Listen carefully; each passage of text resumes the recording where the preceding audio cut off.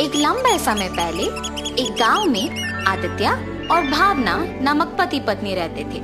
उनका चित्रा नामक एक सुंदर सी बेटी थी। वो एक छोटी सी घर में रहते थे।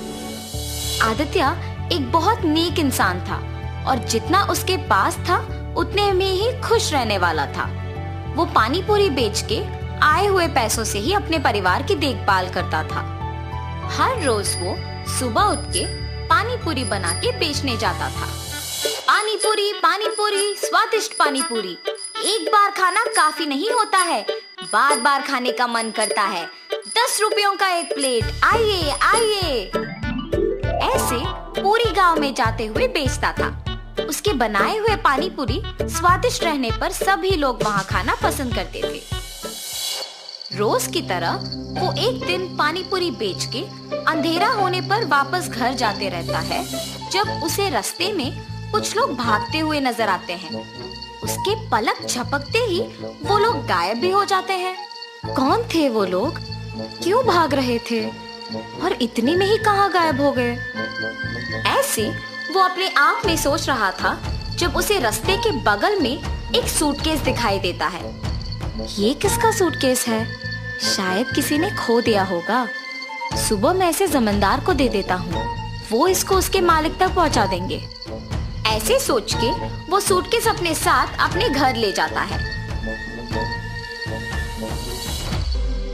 आदित्य की पत्नी उस सूटकेस को देख पूछती है, ये किसका सूटकेस है जी? मुझे नहीं पता, आते समय रास्ते में मिला था मुझे। क्या है सूटकेस में?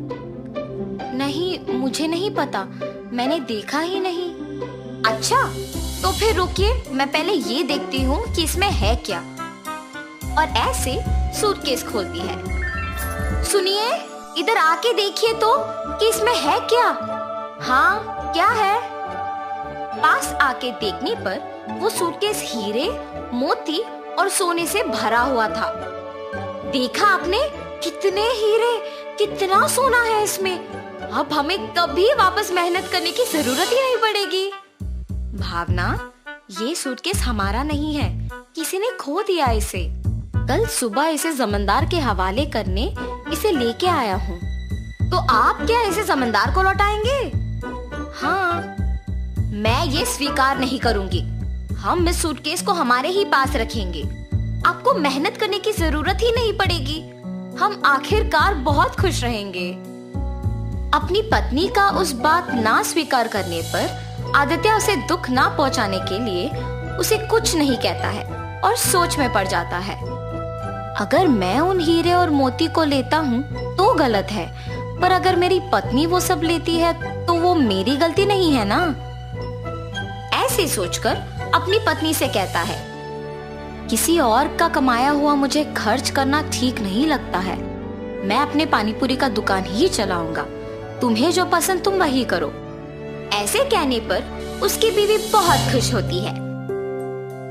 कुछ दिन बाद उसकी पत्नी मिले हुए हीरे, मोती और सोना बेच के एक बड़ा सा घर खरीदती है और वे सब उसी घर में चले जाते हैं। मगर आदित्य अपना पानीपुरी का व्यापार नहीं छोड़ता है। एक दिन जमींदार के पास एक औरत आती है। प्रभु, प्रभु, मेरे घर में किसी ने सारे हीरे, सोना, मेरी गहने चुरा लिया है। मुझे समझ में नहीं आ रहा कि मैं क्या करूं, इसीलिए आपके पास भाग के आई। कृपया मेरी मदद कीजिए प्रभु। फिक्र ना करो माता, मेरे पे भरोसा करके आप चले जाओ। मैं उस चोर को पकड़ के आपको बुलाऊंगा। जमींदार के ऐसे कहने पर वो औरत उन पे भरोसा करके वहां से चली जाती है। उसके बाद के कुछ ही दिन में जब आदित्य और उसका परिवार एक बड़ा घर खरीद के उसमें रहने लग जाते हैं, तो गांव के लोग में उन्हीं के बारे में खुसर पुसर शुरू हो जाती है। ऐसे ये बात जमींदार तक भी पहुंचती है।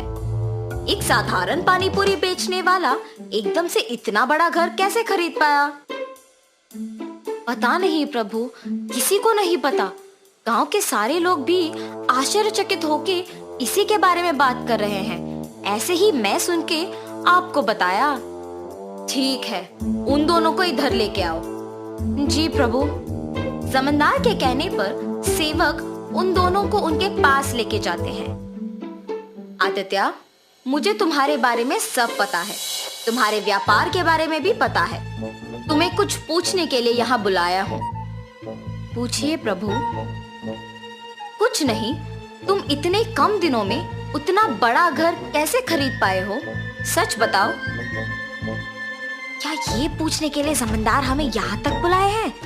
मुझे ही बताना होगा कुछ, वरना मेरे पति सब सच बता देंगे। मेरे पति का कमाया हुआ पैसा हम बचा बचा के ये घर खरीद पाए हैं प्रभु। ऐसे हिम्मत से बोलती है ताकि किसी को शक ना आए। माता, आप पे कोई इल्जाम लगाने के लिए मैं आप लोगों को यहाँ नहीं बुलाया हूँ। मेरे पास एक औरत आके बोली है कि उसके गहने और सोना किसी ने चोरी कर लिया और उसी समय में आपने एक बड़ा घर लिया। हालात मुझे आपसे इसे पूछने पर मजबूर कर रहे हैं, तो सच कहिए कि आपको इतने पैसे अचानक कहाँ से मिले? अगर मैं अब भी चुप बैठूंगा तो वो एक बहुत बड़ी गलती होगी और उस औरत के दुख का कारण मैं ही हो जाऊंगा। ऐसे सोचकर आदित्य जमींदार को सच बताने का फैसला करता है। मुझे क्षमा करे प्रभु। और ऐसे जो कुछ भी हुआ वो प्रभु को बताता है और तुरंत वो गहनों वाला सूटकेस उनके हवाले कर देता है। तुम्हें अपनी गलती का एहसास हुआ है और तुमने सच बता के और ये गहने ला के वापस कर दिए, इसीलिए मैं तुम्हें अपनी पहली गलती के लिए माफ कर दूंगा और दंडित नहीं करूंगा। लेकिन याद रखना आदित्य, गलती ना करना जितना जरूरी है उतना ही जरूरी है गलती करने वालों को रोकना। ये कभी मत दोहराओ। जमींदार के माफ करने पर आदित्य उनके कृतज्ञ होता है और वहां से चला जाता है और जमींदार उन गहनों को उस औरत के हवाले कर देता है। आदित्य हमेशा की तरह अपने पानी पूरी का व्यापार करता है और उसी से अपना घर को चलाता है।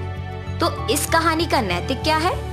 गलती नहीं करना है, ये तो सबको पता है, और गलती करने वालों को प्रोत्साहित भी नहीं करना है, ये समझ लो।